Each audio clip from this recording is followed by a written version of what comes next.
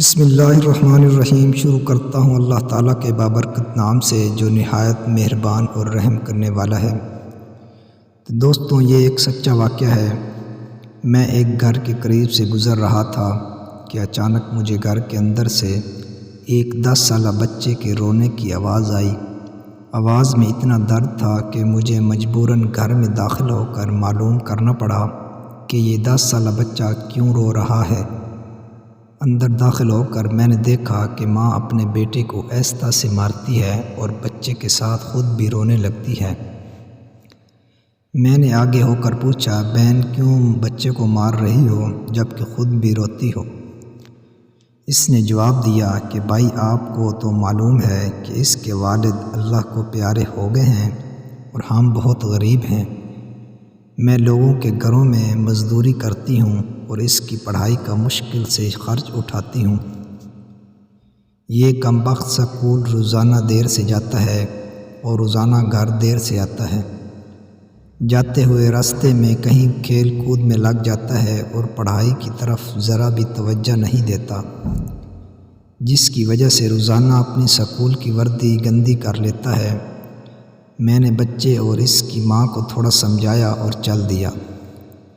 ایک دن صبح صبح سبزی منڈی کچھ سبزی وغیرہ لینے گیا تو اچانک میری نظر اسی 10 سالہ بچے پہ پڑی جو روزانہ گھر سے مار کھاتا تھا کہ کیا دیکھتا ہوں کہ وہ بچہ منڈی میں پھر رہا ہے، اور جو کوئی بھی تاجر اپنی دکانوں کے لیے سبزی خرید کر اپنی بوریوں میں ڈالتے تو ان سے کوئی سبزی زمین پر گر جاتی تو وہ بچہ اسے فوراً اٹھا کر اپنی جھولی میں ڈال لیتا۔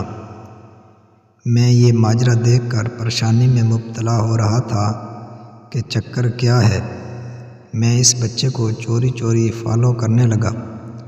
جب اس کی جھولی سبزی سے بھر گئی تو وہ سڑک کے کنارے بیٹھ کر اونچی اونچی آوازیں لگا کر اسے بیچنے لگا۔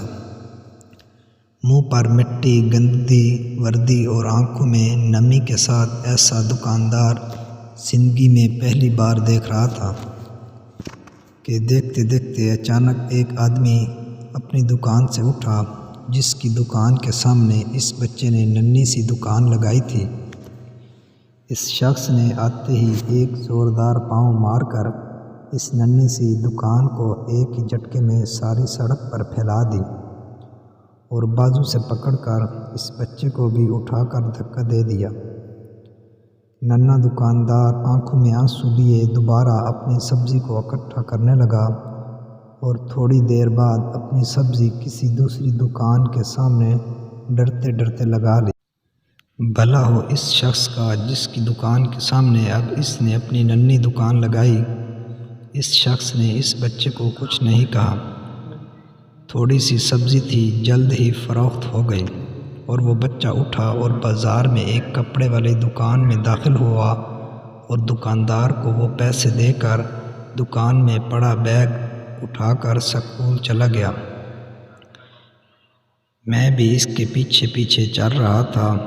جب وہ بچہ سکول گیا تو 1 گھنٹہ دیر ہو چکی تھی، جس پر اس کے استاد نے ڈنڈے سے اسے خوب مارا۔ میں نے جلدی سے جا کر استاد کو منع کیا کہ یتیم بچہ ہے، اسے مت مارو۔ استاد فرمانے لگے کہ سر، یہ روزانہ 1 گھنٹہ دیر سے آتا ہے، میں روزانہ اسے سزا دیتا ہوں کہ ڈر سے سکول ٹائم پر آئے، اور کئی بار میں اس کے گھر بھی پیغام دے چکا ہوں۔ بچہ مار کھانے کے بعد کلاس میں بیٹھ کر پڑھنے لگا۔ میں نے اس کے استاد کا موبائل نمبر لیا اور گھر کی طرف چل دیا۔ گھر جا کر معلوم ہوا کہ میں جو سبزی لینے گیا تھا وہ تو بھول ہی گیا ہوں۔ حسب معمول بچے نے اسکول سے گھر آ کر ماں سے ایک بار پھر مار کھائی ہوگی۔ ساری رات میرا سر چکراتا رہا۔ اگلے دن صبح کی نماز کی ادائیگی کے فوراً بعد بچے کے استاد کو کال کی کہ منڈی ٹائم پر پہنچے، جس پر مجھے مثبت جواب ملا۔ سورج نکلا اور بچے کا اسکول جانے کا وقت ہوا اور بچہ گھر سے سیدھا منڈی اپنی ننھی دکان کا بندوبست کرنے لگا۔ میں نے اس کے گھر جا کر اس کی والدہ کو کہا کہ بہن، میرے ساتھ چلو، میں تمہیں بتاتا ہوں کہ آپ کا بیٹا سکول کیوں دیر سے جاتا ہے وہ فوراً میرے ساتھ منہ پہ یہ کہتے ہوئے چل پڑی کہ آج اس لڑکے کی میرے ہاتھوں خیر نہیں، چھوڑوں گی نہیں اسے آج۔ منڈی میں لڑکے کا استاد بھی آ چکا تھا۔ ہم تینوں نے منڈی کی 3 مختلف جگہوں پر پوزیشنیں سنبھال لیں اور ننھی دکان والے کو چھپ کر دیکھنے لگے۔ حسب معمول آج بھی اسے کافی لوگوں سے جھڑکیں لینی پڑیں اور آخرکار وہ لڑکا اپنی سبزی فروخت کر کے کپڑے والی دکان کی طرف چل دیا۔ اچانک میری نظر اس کی ماں پر پڑی تو کیا دیکھتا ہوں کہ بہت ہی درد بھری سکیاں لے کر زاروں قطار رو رہی تھی، اور میں نے فوراً اس کے استاد کی طرف دیکھا تو بہت شدت سے اس کے آنسو بہہ رہے تھے۔ دونوں کے رونے میں مجھے ایسا لگ رہا تھا جیسے انہوں نے کسی مظلوم پر بہت ظلم کیا ہو اور آج ان کو اپنی غلطی کا احساس ہو رہا ہو۔ اس کی ماں روتے روتے گھر چلی اور استاد بھی سسکیاں لیتے ہوئے اسکول چلا گیا۔ حسب معمول بچے نے دکاندار کو پیسے دیے اور آج اس کو دکاندار نے ایک لیڈی سوٹ دیتے ہوئے کہا کہ بیٹا آج سوٹ کے سارے پیسے پورے ہو گئے ہیں، اپنا سوٹ لے لو۔ بچے نے اس سوٹ کو پکڑ کر اسکول بیگ میں رکھا اور اسکول چلا گیا۔ آج بھی 1 گھنٹہ لیٹ تھا۔ وہ سیدھا استاد کے پاس گیا اور بیگ ڈیسک پر رکھ کر مار کھانے کے لیے پوزیشن سنبھال لی اور ہاتھ آگے بڑھا دیے کہ استاد ڈنڈے سے اس کو مار لے۔